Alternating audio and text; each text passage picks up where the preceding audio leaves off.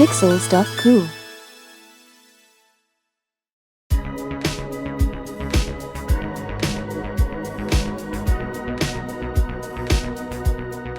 Welcome to you.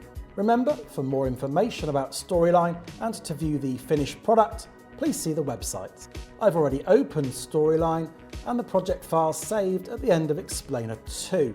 We're going to add a nice big interactive button to our first slide, and when our students or clients click on it, they'll be taken to the next slide.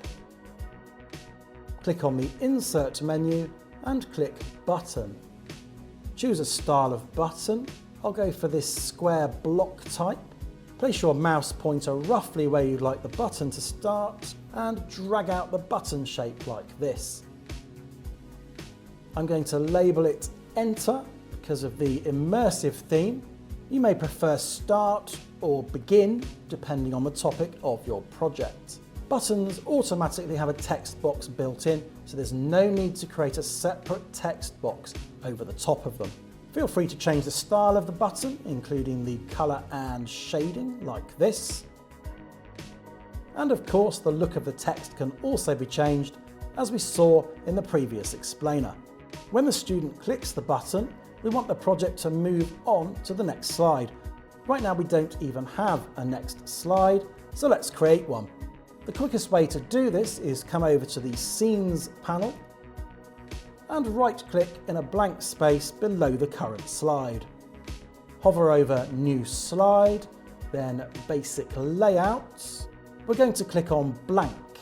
Notice there are various built-in templates you can use, including ready-made text boxes for titles. Now we have more than one slide, it makes sense to start naming them. This is important as it can help our clients navigate the course, particularly if you're developing a package with lots of scenes and hundreds of slides. Double-click on the name for the first slide and call it Welcome. Just press Enter to confirm, and I'll call this new second slide Intro Video. When the student clicks the Enter button, we're going to need to use a trigger to tell Storyline to go to the next slide. Make sure your triggers panel is wide enough to see what you're setting up, and make sure you have the button selected. Click on the Create New Trigger button here. Storyline is helpful enough to assume that when a button is clicked, it's likely you'll want the user to move on to the next slide. It should say Jump to Slide, Next Slide when the user clicks button 1. In this case, that's exactly what we need. Just click OK. There you go. We've created an object trigger for button 1.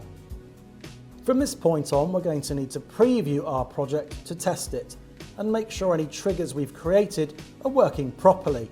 Whatever menu is currently selected, there should be a preview icon towards the end of the row. Click Preview, then this scene. We don't want to only preview the slide, as we need to test the link between slide 1 and slide 2. I'll click on the Enter button and we're moved on to the second blank slide. Perfect. Close Preview to return to the editing window. You can use triggers to create all sorts of interactions in Storyline, including playing sound or music, or showing or hiding images or text. Feel free to have a play when you're feeling comfortable with the software. Remember to save your project. In the next explainer, we're going to embed a YouTube video into our currently blank second slide.